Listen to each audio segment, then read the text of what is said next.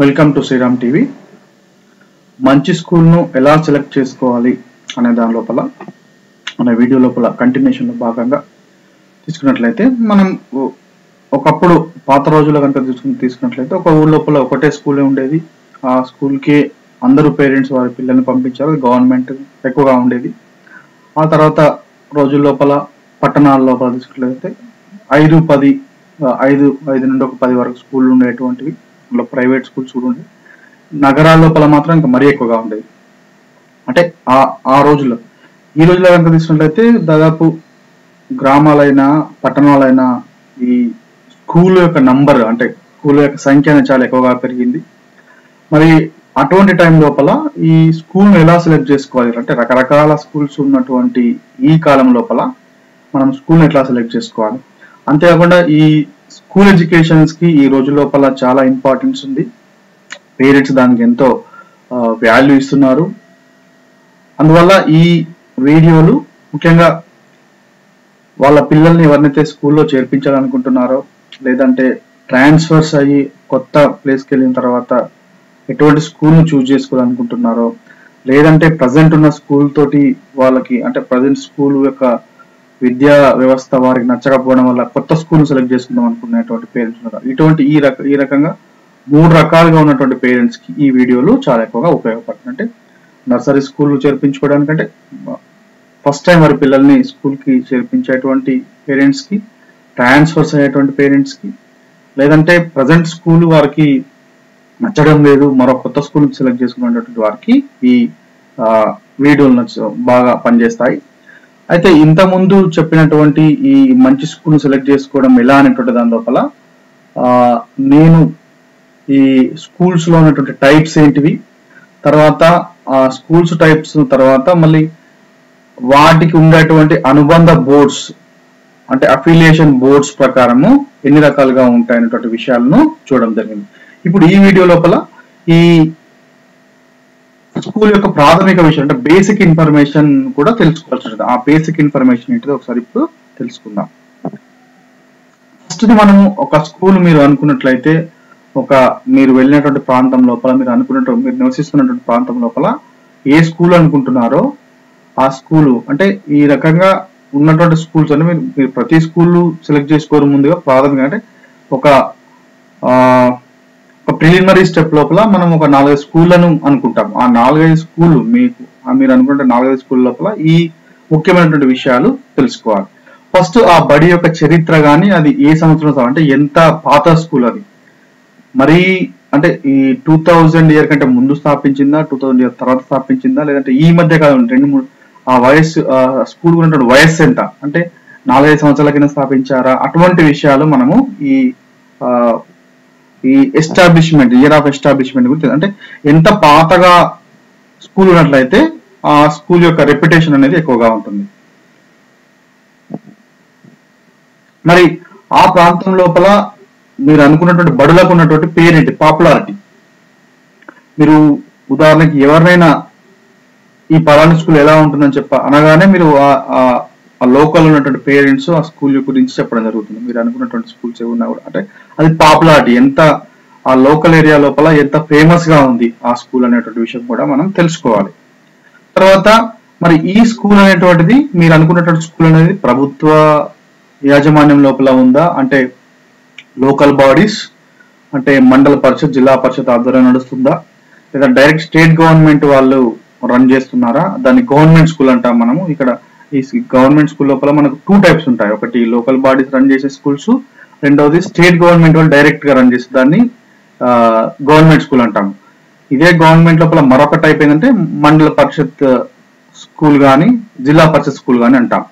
So ఆ రకంగా మీరు అనుకున్నటువంటి స్కూల్ ప్రభుత్వ ఆధ్వర్యంలో నడిచినట్లయితే ఏ టైప్ సంబంధించింది ఈ రెండింటి లోపల. ఇదే కాకుండా 3వ రకం మనకి రెసిడెన్షియల్ స్కూల్స్ ఉన్నాయి. అంటే గురుకుల పాఠశాలలు కావచ్చు, లేదంటే సోషల్ వెల్ఫేర్ రెసిడెన్షియల్ కావచ్చు, బీసీ వెల్ఫేర్ రెసిడెన్షియల్ ఇటువంటి స్కూల్స్ కూడా ఉన్నాయి.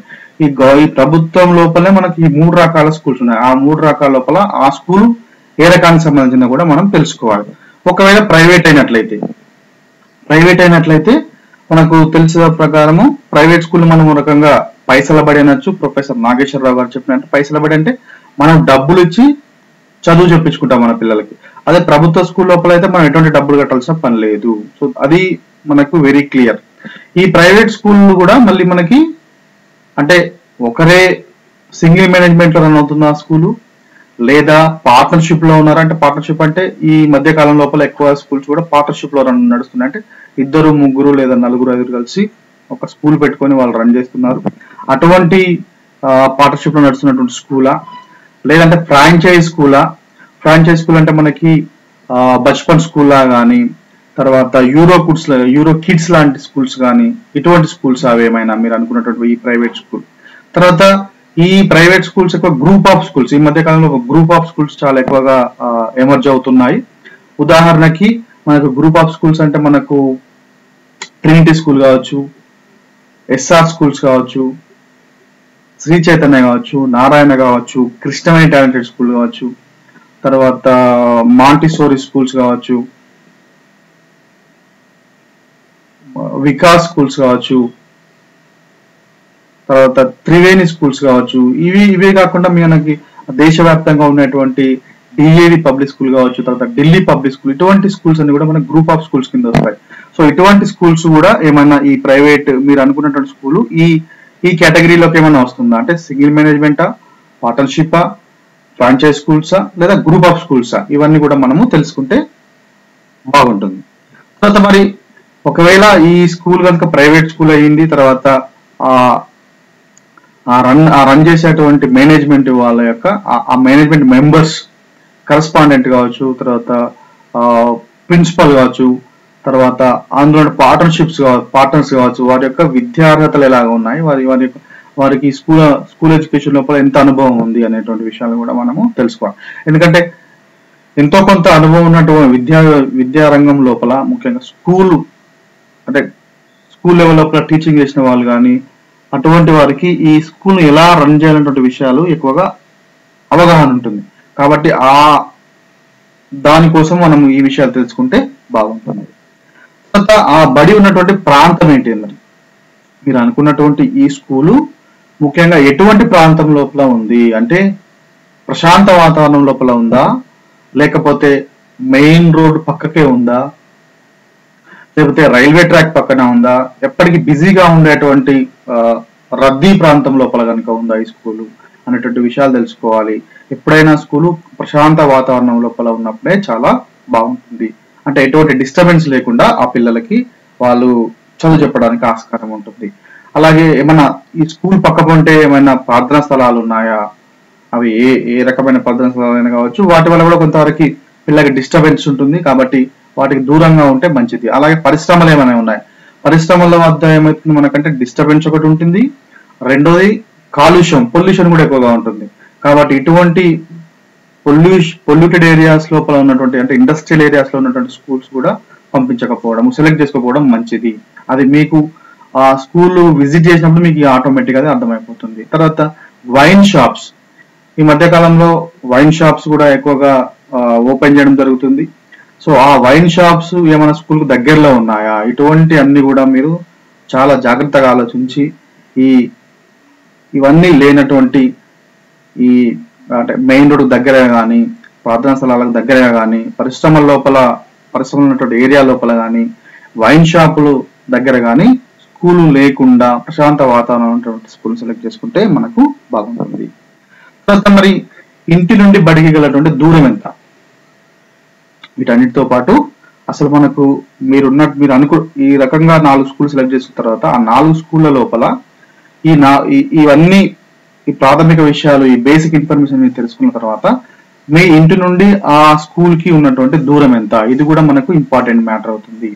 కాబట్టి ఈ విషయాలను కూడా మీరు చాలా జాగ్రత్తగా చూసుకోవాల్సి ఉంటుంది. తర్వాత బడి నమూనా ఎట్లా ఉండాలి మరి?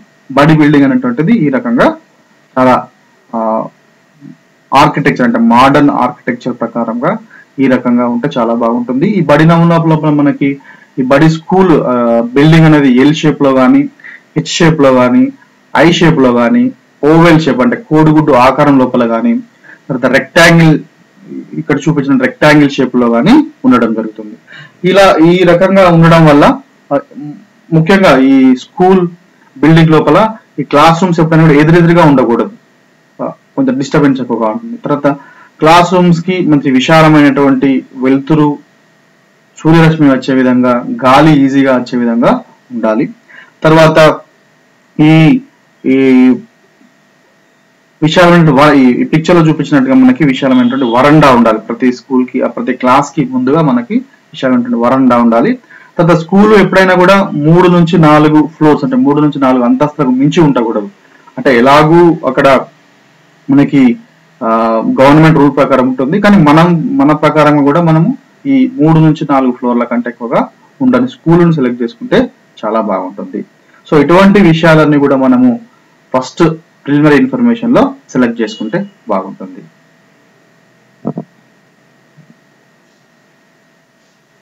Thank you for watching.